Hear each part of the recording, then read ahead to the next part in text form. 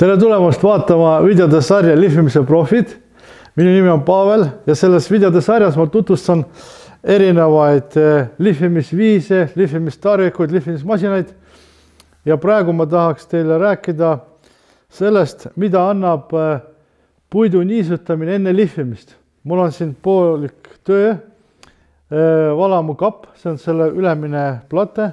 Siin on siis selle kraanikausi ava. Ja minu mõte on teha selline pind viimistluse osas, et ta jääks ilus võimalikult kaua. Ja on tuvastatud selline nähtus ajaga, mis on puit pindadele iseloomulik, eriti kui nad on õlitatud, et ajaga saavad niiskust, kas neid pühitakse niiskelapiga või lihtsalt, näiteks valamu selle kapi pinna puhul, ta hakkab ajama karvu ülesse ja on inetu. Aga seda on võimalik ära kaotada ja praegu ma räägingi, kuidas see on võimalik ja seda siis, et me kiirendame seda protsessi enne. Me niisutame seda ja tõstame selle ülesse ja lihvime maha. Ja ma teen seda niimoodi mitu korda, kui ma käe alla enam ei tunne seda karva. Ja siis sealt polegi seda kuskilt tulla, et aastatega seda ei tule, sest seda ei ole tulla, nagu ma ütlesin. Ja siis üks põhjus, miks see on kasulik, lisaks sellele, et see on ka lõpuks ilus pinnalle, on see, et tavaliselt, kui me hööveldame või lihvime, eks ole, puitu, me mingis mõttes silume nende karvadega poorid kinni. Ja õli ei lähe nii hästi sisse. Aga kui ma võtan need lahti kõik ja pärast õlitan, siis õli läheb ka paremini sisse. Nii et siin on vähemalt kaks põhjust selle viimistluse seisukohalt, miks on seda kasulik teha. Ja kuidas ma seda teen?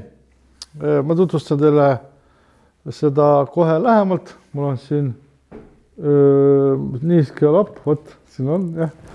Et mina teen lapiga seda, sellepärast, et ma tunnetan paremini, kui ma seda teen niiskeks. Siin ei ole vahet teda vesiseks teha, vaid on vaja teha niiskeks, et ta võtaks piisavalt vähe või piisavalt palju seda niiskust sisse, et ennast üles tõsta. Et see ei ole midagi hullu, see on Tistleri kuipuit ja see kannatada ei saa. No mingisugust sihukest vett ma talle sisse ei anna, et aga juhtuks siin mingisugune õnnetus, et oleks niiske.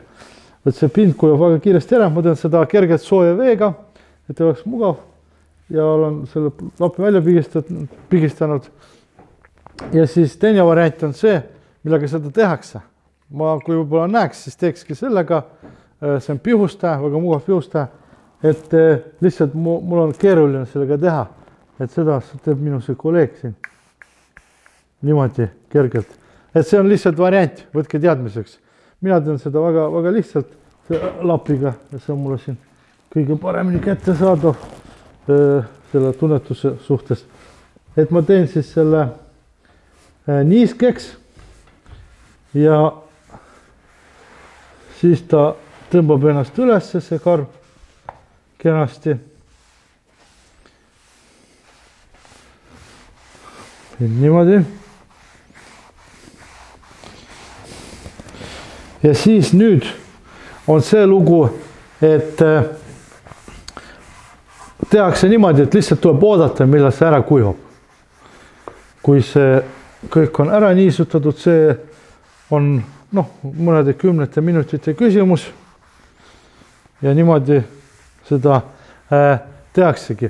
See on üks variant, lasta tal lihtsalt kuivada. Teine variant, kuidas kuivatada kiiresti, mida ma kasutan, on tavaline ehitusföön. Et ma sellega käin üle, et ei ole aega siin oodata. Ja siis asi kulgeb kiiremini. Ehitusföönil on võimalik panna selline temperatuur, mis kuivatab kiiresti ära. Kärsatada, põletada, midagi vaja ei ole. Ma arvan, et isegi tavaline juuste kuivatamise föön sobib. Ja nüüd on mul siin kõik kuiv, ma kuivatasin selle ehitusfööniga ära ja ta ainult veidikene ajas karva ülesse. Vahest mõni laud ajab rohkem, mõni vähem ja siis sellest sõltuvalt ma teen kas seda 2 korda niisutamist, siis kui ta enam ei jää, või isegi 3 korda olen teinud. Nii kaua, 3 ongi maksimum, kui see ei kao ära. Siin tundub, on ühest küll. Ja siis on nüüd lihvimine. Et lihvimine, kuna see on lõpp lihvimine, et see siis on peale seda, ma seda ei lihvi, on 150 karedus või 180 karedus. Et selline karedus on tamme puhul väga hea. Et 240 ma ei kasuta, sest seal pole mingit mõtet. Kuigi võib, eriti kui teil on niisutatud, sellepärast, et selle 240 karedusega on selline lugu, et kui te pole niisutanud ja need karvu sealt üles ajanud, siis see 240 see võib selle niimoodi siluda, et jällegi see õlitamine ei ole nii tõhus, kui ta on avatud. Aga samas, kui te lakite, siis 240 võib ka olla. See kõik on kogemuste küsimus, et peaasi, et teate, mida ja miks te teete. Ja nüüd siis lihvimine. Lihvimine selle kõik maha, sisse, masina endal.